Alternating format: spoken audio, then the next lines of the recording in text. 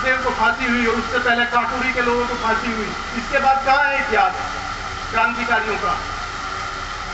तो केवल उनसे सबक ले, और जितने सारे इकट्ठा हुए थे वो सारे के सारे किसी जाति के नाम पे इकट्ठा नहीं हुए थे। बहुत जबरदस्त। भगत सिंह को आप पढ़ेंगे, हम लोग तो जैसे बनने हैं बन चुके हैं। अपनी आने वाली पीढ़ियों को प्रेरित कीजिए कि डॉक्टर अंबेडकर को पढ़िए। डॉक्टर अंबेडकर हमारे हिस्से के तमाम लोगों को हमने जानवरों से बदतर करार दिया था। डॉक्टर अंबेडकर लड़कर और उनके लिए अधिकार मांगे और उनको शामिल कीजिए इस पूरे सनातन धर्म में। अगर उनको रखने का किसी को श्रेय जाता है तो डॉक्टर अंबेडकर को जाता है। अगर वो अधिकार उन्हें नहीं मिले होते तो क्या आप अपने साथ उनको जोड़कर देख सकते थे? जितने सारे लोगों ने इस देश के लिए बलिदान दिए हैं, क्या हम उन सारे लोगों को जातियों में बांट सकते हैं? भगत सिंह जैसा नौजवान, हम उसके बलिदान को एक सेकंड में अपनी जातीय लड़ाइयों में एक तरफ कर देते हैं। अगर हम लोग पढ़ेंगे तो उस उम्र के बौद्धिक नौजवान हमको कभी नहीं मिलेंगे। हम लोगों को ये याद रखना होगा, हमको उनकी कहानियां याद रखनी होगी। महाराणा प्रताप के विषय में कई सारी बातें यहाँ आई हैं।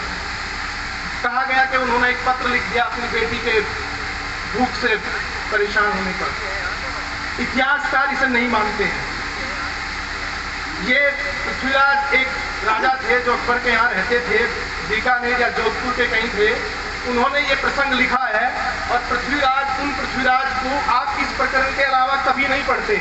तो उन्होंने केवल इतिहास में अपना नाम दर्ज करने के लिए प्रसंग किया है।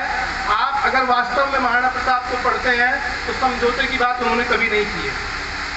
उन्होंने आगे बढ़ के बेकार की लड़ाई की बात भी नहीं की है।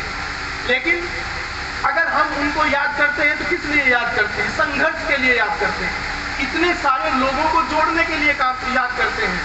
जितनी बार अकबर ने अटैक किया है, हर बार महाराणा प्रताप ने अपनी महानता का परिचय दिया है। आप सारे लोगों को पता होगा कि बाद में एक जो अटैक हुआ था वो अब्दुल रहीम खान खाना के नेतृत्व में एक सेना भेजी गई थी और अब्दुल रहीम खान खाना ने अपनी सेना का जहां पड़ाव डाला, महाराणा प्रताप के बेटे अमर सिंह ने अटैक किया और उनके सारे परिवार को उठा के ले गए।